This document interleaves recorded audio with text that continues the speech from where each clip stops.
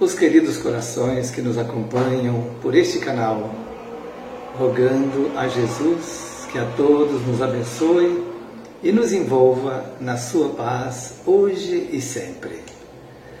Preliminarmente, gostaríamos de apresentar as nossas felicitações ao Centro Espírita Servidores do Bem de Foz do Iguaçu, que neste 1º de março completará os seus 10 anos de atividades no movimento espírita local, regional e estadual, pela ação dos seus trabalhadores. Que Jesus mantenha em fortaleza essa instituição e que ela possa multiplicar os seus decênios. Qual o tipo mais perfeito que Deus tem oferecido ao homem para lhe servir de guia e modelo? A pergunta, exarada em O Livro dos Espíritos, na questão 625, elaborada por Allan Kardec, teve como resposta Jesus. Jesus, então, é este guia e modelo para todos nós. Um guia para ser seguido, um modelo para ser imitado. E se Ele mesmo disse a todos nós que Ele é o caminho, a verdade e a vida, e que ninguém chegaria ao Pai senão por Ele, verificamos que, ao tomá-lo como guia das nossas vidas, estaremos seguindo o caminho, as suas pegadas, deixadas pelos seus ensinamentos, pelos seus exemplos. E, naturalmente, se Ele é portador da verdade que pode libertar-nos da ignorância, libertar-nos das nossas imperfeições, é também o nosso modelo. E se nós o seguirmos, se nós o imitarmos, naturalmente teremos muitas possibilidades de acelerar o nosso processo evolutivo espiritualmente, assim como evitar grandes males que têm governado as nossas vidas até este presente momento. Jesus, na sua grandeza, segundo nos informa os Espíritos, Ele foi o construtor do nosso planeta Terra. E isto aconteceu há 4,5 bilhões de anos atrás. Naquela época, portanto, Ele já era um Espírito puro e, como tal, juntamente com uma pleiade de espíritos que trabalharam com Ele, edificaram este planeta na sua estruturação mineral, vegetal, animal, criando esta natureza exuberante que temos nos dias de hoje, com o desenvolvimento de toda a fauna e a flora que nos oferece espetáculos grandiosos, demonstrando a grandeza da lei divina que age sobre os corpos materiais, sobre a matéria e a sua constituição.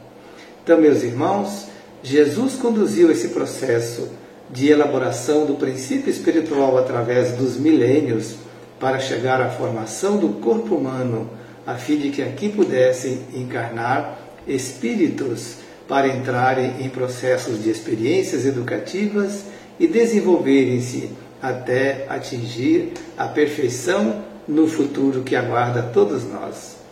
Verificamos que em determinado momento da evolução do ser humano primitivo aqui na Terra, Jesus acolheu uma imensidade, milhares de espíritos que foram exilados de um planeta vinculado à estrela de Capela, na constelação do Cocheiro, e esses espíritos foram recebidos aqui para reencarnarem em nosso planeta.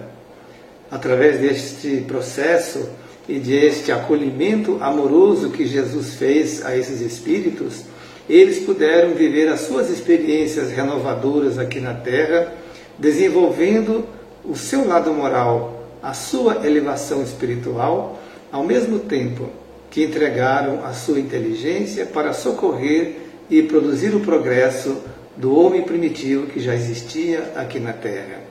Foi dessa forma que foram erigidas as grandes civilizações da antiguidade.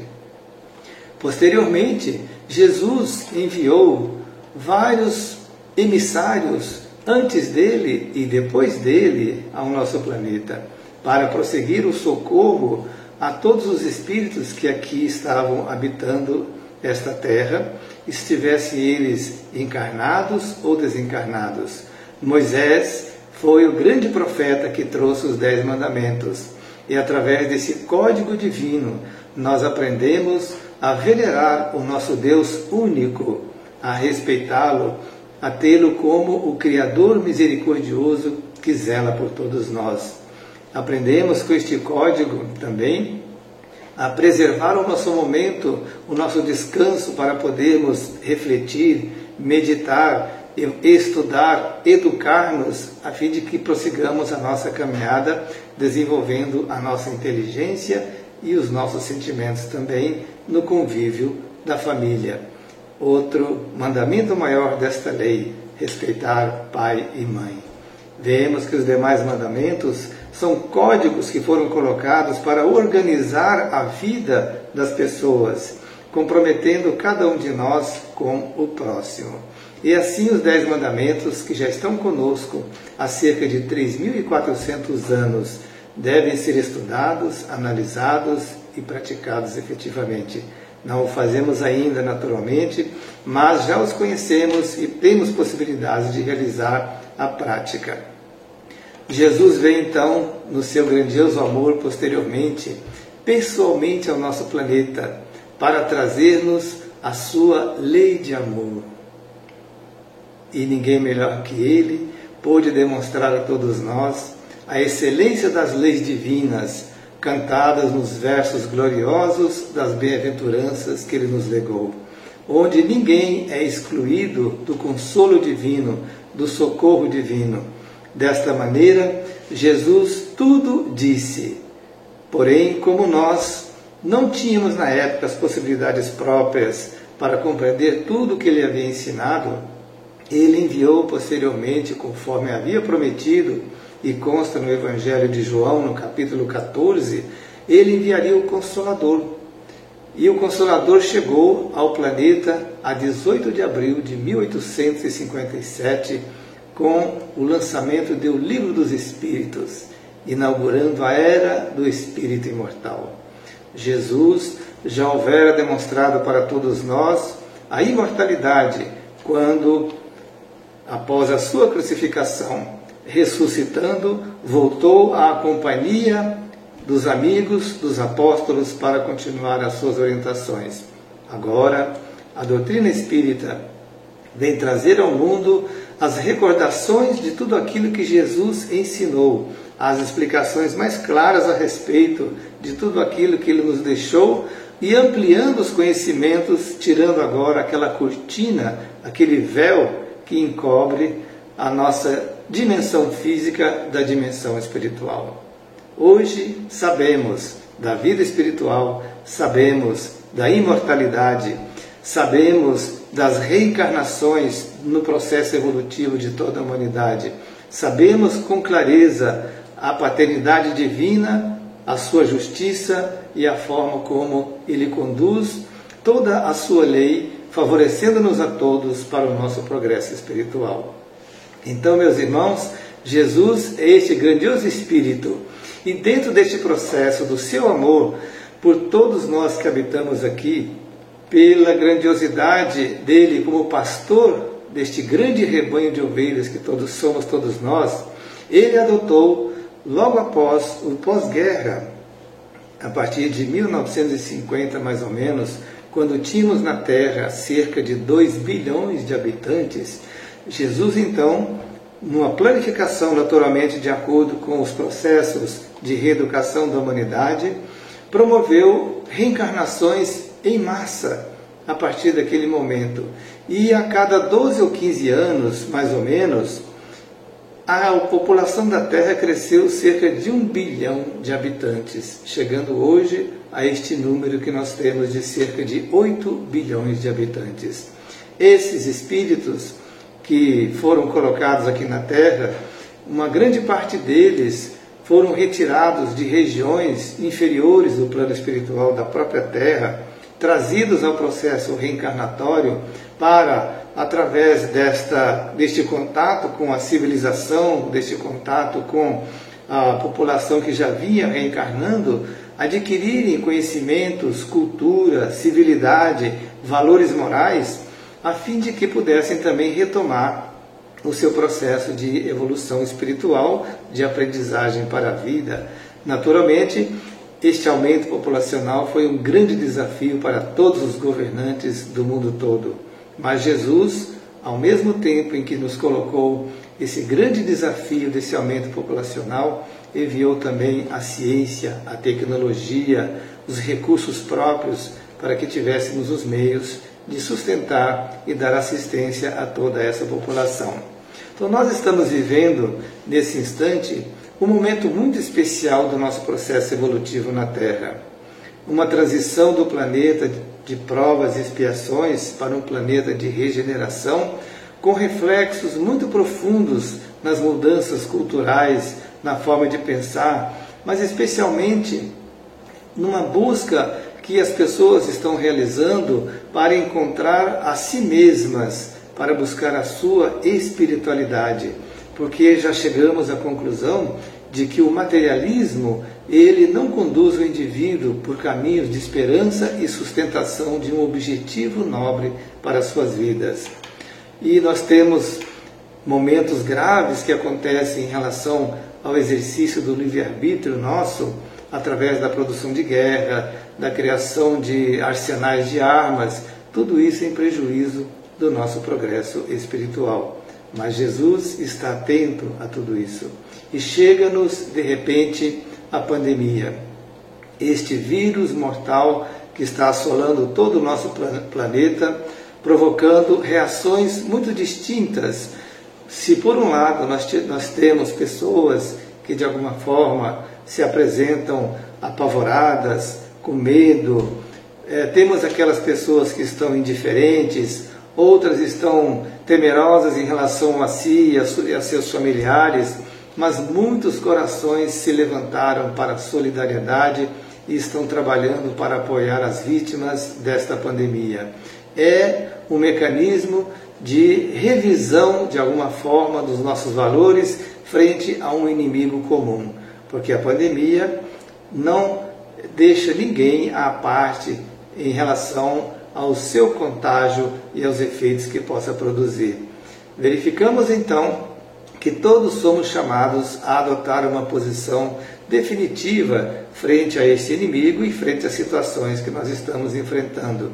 E aqui, naturalmente, vale a pena mencionar as palavras do Cristo que estão no Evangelho de Mateus: vinde a mim, todos vós que estáis aflitos e sobrecarregados, e eu vos aliviarei. A palavra do Cristo continua ecoando em nossos corações, especialmente nesses dias difíceis. E nós todos, aqueles que nos consideramos cristãos, e particularmente nós espíritas, somos os trabalhadores desta última hora, deste fim dos tempos. O fim dos tempos, como estão esses tempos na atualidade, onde nós temos uma queda de valores morais muito grave, embora os louváveis exemplos de pessoas que exaltam a vida e que destacam na sua exemplificação a maneira de viver mais dignamente. Mas nós ouvimos finalmente o chamado do Cristo, porque fomos matriculados nas fileiras espiritistas, nas fileiras cristãs nesta encarnação.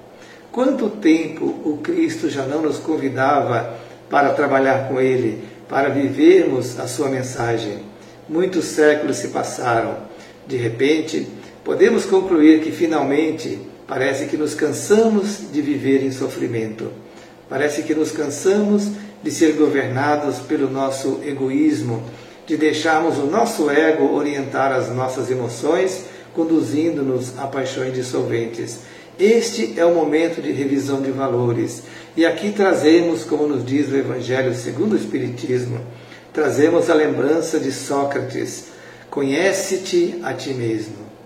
É necessário que, especialmente nesses momentos graves, procuremos conhecer a nós mesmos, para saber quais são as nossas possibilidades de serviço no bem e quais são as nossas debilidades para enfrentarmos também este momento complexo e difícil. O Espírito de verdade, em o Evangelho segundo o Espiritismo, nos dá duas orientações muito claras, dois conhecimentos muito claros. Ele nos diz: amai-vos. Segundo, instruí-vos. Vejam aqui, o amor, essência da vida, já exemplificado por Jesus, vem de ser repetido pelo Espírito de verdade. Amai-vos significa, vamos unir-nos em torno do amor, como aquele feixe de varas que nos ensinou Jesus, para que no conjunto dos nossos esforços adotemos as medidas, as soluções, as atitudes, os pensamentos, as palavras que possam melhor construir neste momento aquele ambiente de paz em que as pessoas possam ter em nós algum tipo de alento em relação à sua problemática. Nós dizemos, porque Jesus nos recomendou que a nossa luz deveria brilhar. E na escuridão que nós observamos nos dias atuais, em que muitas pessoas indiferentes aos valores da vida estão muito apegadas às próprias paixões, são sombras, de alguma forma, sombras morais, que necessitam ser iluminadas. E, naturalmente, quando nós criamos esta vontade, quando nos reunimos em torno de ações em nome do amor, nós nos transformamos de alguma forma naqueles elementos que fazem brilhar a própria luz, como Cristo nos recomendou. Mas tudo está nas mãos do Cristo. Nós podemos ser intermediários, mas tudo se realiza de acordo com o seu amor, de acordo com a sua compaixão e a sua misericórdia. A segunda orientação do Espírito de verdade: instruí-vos. Vamos estudar a doutrina espírita, entrar na profundidade dos seus conhecimentos, para podermos compreender de onde viemos, para onde vamos, por que estamos aqui na Terra, qual o nosso papel frente às responsabilidades que nos cabem realizar, quais os direitos à vida que nós temos e os deveres que carregamos e que trazemos na nossa consciência no planejamento da nossa encarnação. Todos estamos aqui com um planejamento de prestação de serviços e tarefas para a nossa edificação própria e para colaborar com aqueles que constituem o círculo de corações que vivem conosco. Então, meus irmãos, o amor e a instrução vai fazer com que nós elevemos as duas asas do nosso processo de elevação espiritual. O nosso progresso se realiza pelas asas do amor e pelas asas da inteligência. Quando nós temos esses dois elementos equilibrados, temos condições muito fortes de vencermos as próprias imperfeições e caminharmos mais rapidamente para a aquisição de valores espirituais que nos projetem desde já a patamares superiores da vida, preparando assim as nossas próximas encarnações. Então verificamos que cada um de nós, dentro daquilo que conhece, dentro daquilo que pode oferecer para este momento complexo, candidatar-se-á como servidor de Jesus para na sua vinha trabalhar em nome dele, inspirado por ele e sustentado por ele, porque sem Jesus nada somos.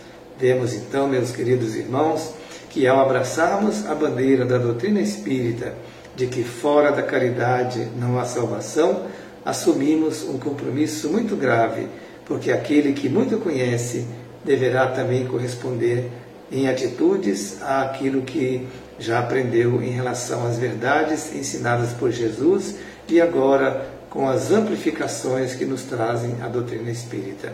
Trabalhemos esta caridade que vai fazer com que nós pratiquemos ela no seu aspecto material, doando daquilo que possamos doar na sustentação das vidas, mas também e especialmente trabalhar a caridade espiritual, aquela que se realiza no doar-se de alguma forma, a doação de bons pensamentos, a doação de boas palavras, a doação de boas energias, a doação do silêncio quando necessário, a doação das boas ações, das atitudes nobres, dos exemplos que possam estimular outras pessoas a também buscarem o mesmo caminho do bem.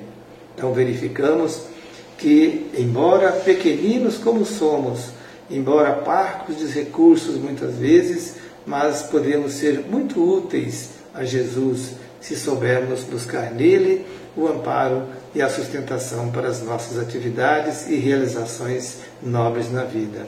Aqui nos vem uma lembrança muito bela que encontramos no Evangelho de Marcos, quando Jesus nos recomenda a vigilância e a oração.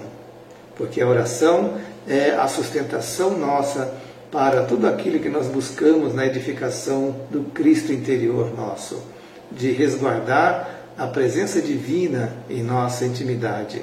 Porque se fomos criados por Deus, Deus está em nós. Então não há como distanciar-nos da divindade, mesmo que de alguma forma nós possamos ser indiferentes ou rebeldes em relação à lei divina que está gravada em nossa consciência. Ninguém pode apartar-se do vínculo com Deus, porque somos filhos de Deus. Ele nos criou, então Ele está presente em nós.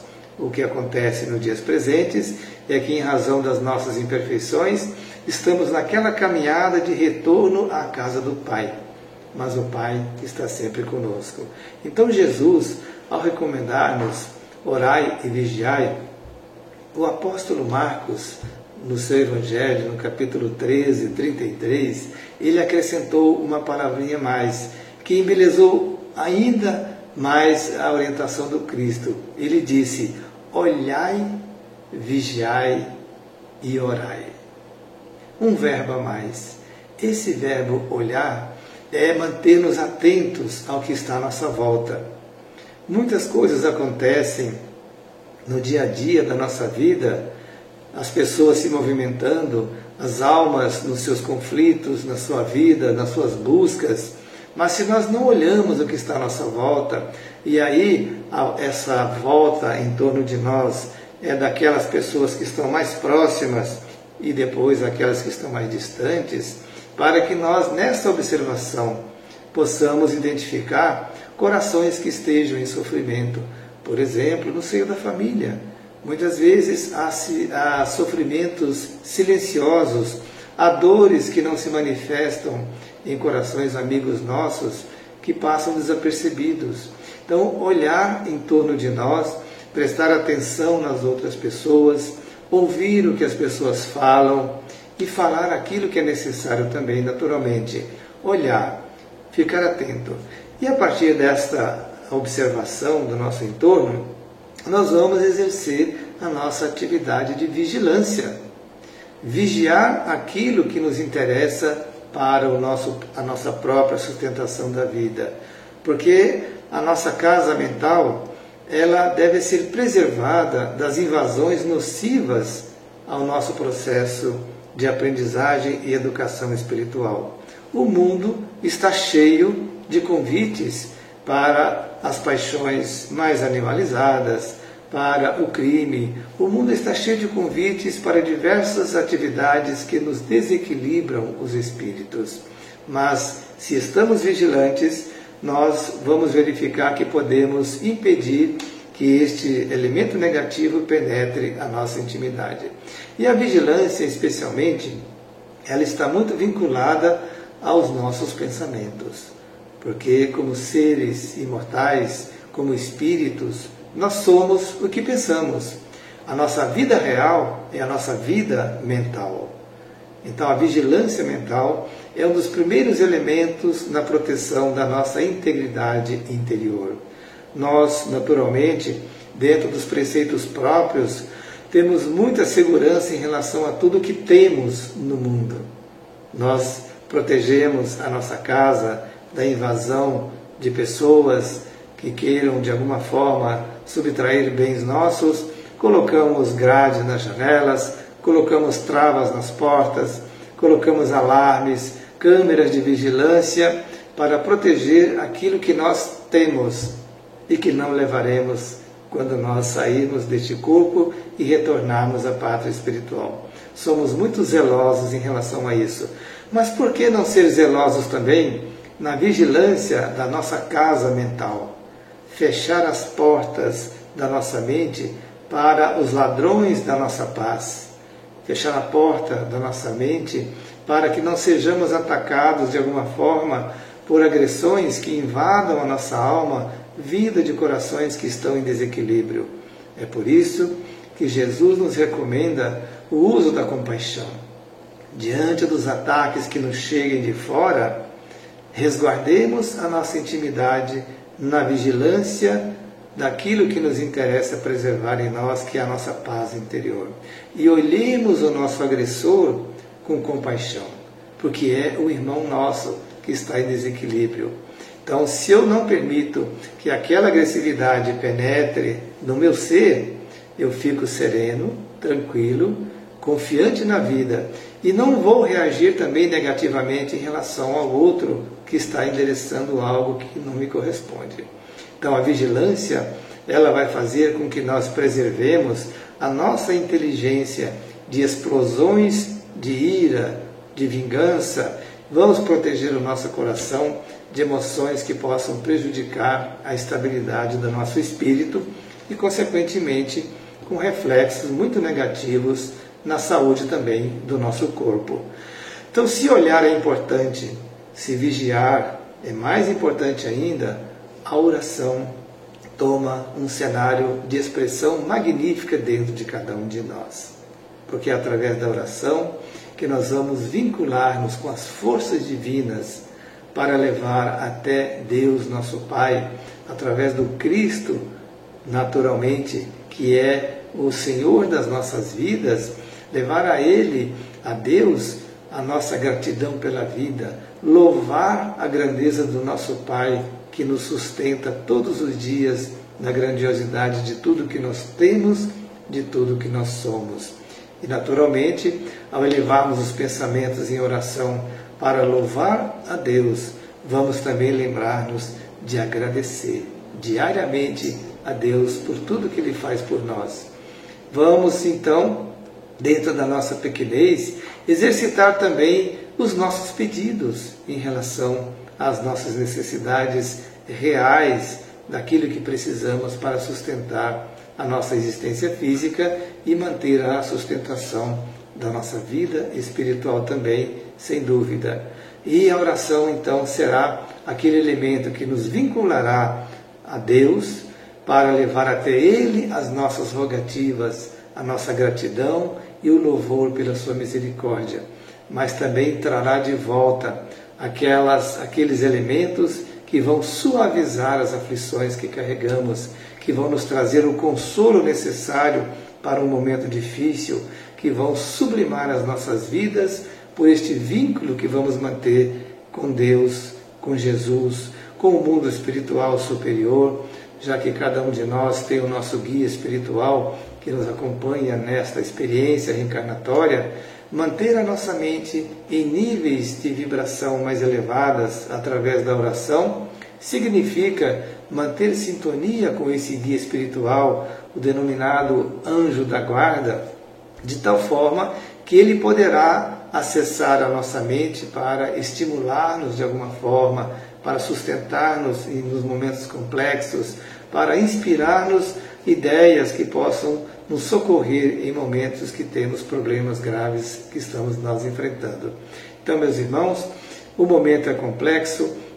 Quando nós elevarmos as nossas preces, especialmente aquela que aprendemos com Jesus, o Pai Nosso, vamos lembrar que este nosso inclui todas as pessoas. Não importa o caráter dos indivíduos, não importa o que o indivíduo faça ou deixe de fazer, os seus equívocos, não importa quem seja o outro, ele é nosso irmão, porque o Pai é nosso. E desta maneira, e ao termos em nossa mente esta segurança, esta ideia conosco, nós deixaremos de trabalhar aspectos vinculados a essas lutas que se travam, por exemplo, nas redes sociais, onde as pessoas estão se degladiando através dessa tecnologia que foi oferecida ao mundo para o seu progresso, naturalmente, o seu conforto, mas que tem sido mal utilizada pelas nossas imperfeições, pela forma como nós fazemos essa comunicação com outras pessoas. E todo este mal que circula nas redes sociais, antes disso, ele circula nas redes mentais. Isso cria uma psicosfera muito pesada e, de alguma forma, nós absorvemos esses elementos negativos quando nos fixamos em ideias negativas que possam colocar-nos em sintonia com esses elementos. Naturalmente, aí a vigilância será mais importante ainda. Nós devemos preservar a nossa fixação nas faixas mais elevadas da espiritualidade superior, com as nossas preces, com as nossas orações, de tal forma que estaremos compondo aquele grupo de espíritos que na Terra estão trabalhando pela paz. Paz que é necessária, sempre foi necessária, e através da pacificação interior de cada um de nós, nos tornamos elementos pacificadores no ambiente onde nós estamos. Então, meus queridos irmãos, cada um de nós tem tarefas graves neste momento complexo que nós enfrentamos. Não deixemos de prestar a nossa colaboração em nome do Cristo para amenizar as dores do mundo, que são as nossas dores também, naturalmente. Mas sempre existem aqueles que sofrem mais do que nós. E quando nós vamos buscar esta solidariedade no serviço ao próximo, vamos verificar que estaremos mais em paz também conosco, porque trabalhando na vinha do Senhor. E Jesus está sempre conosco, sempre esteve conosco desde a criação deste planeta, zelando e cuidando de todos nós em nossa aprendizagem ao longo dos milhares de anos, até chegarmos a este momento, neste exato instante em que temos essa estrutura mental, essa estrutura emocional, este nível evolutivo espiritualmente falando. Ele nos sustentou durante todos esses séculos e milênios. E nós? O que nós estamos fazendo em relação a Jesus? O que devemos fazer é acolhê-lo definitivamente em nossas vidas, colocá-lo em nossos pensamentos, colocar Jesus em nosso olhar, colocar Jesus em nossas palavras, colocar Jesus em nossas atitudes, de tal forma que onde nós estivermos, quem esteja nos observando, constate a presença de Jesus conosco. É difícil isto? Sim. Mas como falamos anteriormente, nós já estamos cansados de sofrer. E temos uma saudade muito grande de Jesus. Então acolhamos o Mestre em nosso coração. Permitamos que Ele dirija as nossas vidas em confiança plena. Não tenhamos receio de nada, a não ser por nós mesmos, pelas debilidades e imperfeições que nós temos. Mas não tenhamos receio de nada que o mundo venha a fazer contra nós. O mal maior, muitos dizem que pode acontecer conosco, é a morte.